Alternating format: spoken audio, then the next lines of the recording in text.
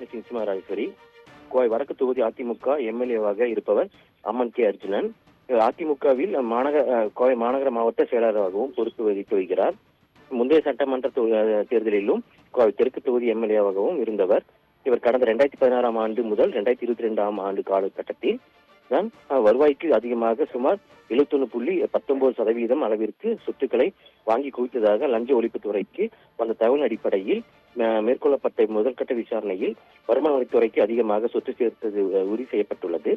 அதன் அடிப்படையில் கோவை லஞ்ச ஒழிப்புத்துறையினர் அம்மன் கே அர்ஜுனன் மீது வழக்கு பதிவு செய்து உள்ளனர். மற்றும் அதிமுக அம்மன் கே அர்ஜுனன் மட்டுமின்றி அவருடைய மனைவி விஜயலட்சுமி பெயரிலும் வழக்கு பதிவு செய்யப்பட்டுள்ளது.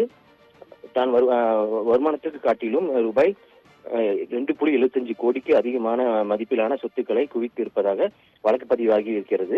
அவருடைய வருமானத்திற்கு காட்டிலும் 75.19% அதிகம் என்று லஞ்ச ஒழிப்பு துறையினர் கணக்கிட்டு உள்ளனர். தொடர்ந்து கோவை செலுவரம் அசோக் நகரில் உள்ள எம்எல்ஏ அம்மன் கே அர்ஜுனன் வீட்டில் 2 கார்களில் வந்த 4 லஞ்ச ஒழிப்பு துறையினர் காலை முதலிருந்து தற்போது வரை சோதனையில் ஈடுபட்டு வருகின்றனர்.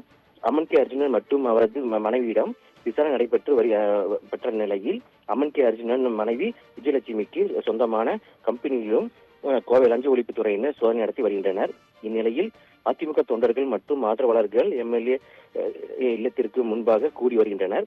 இந்நிலையில் முன்னாள் அமைச்சரும் அதிமுக தலைமை நிலைய செயலருமான SP வேலுமணி மற்றும் முன்னாள் அமைச்சர் செங்கோட்டையன் ஆகியோர் கோவை மாநகர மாவட்ட செயலருமான வடக்கு சட்டமன்ற உறுப்பினருமான அம்மன் கே அர்ஜுனனை நேரில் சந்தித்து சோதனை குறித்து விவரங்களை கேட்டு அறிந்து மேலும் அங்கு கூடியிருந்த கழக தொண்டர்கள் இடையே சந்தித்து நீண்ட நேரம் உரையாடி கொண்டிருக்கின்றனர்.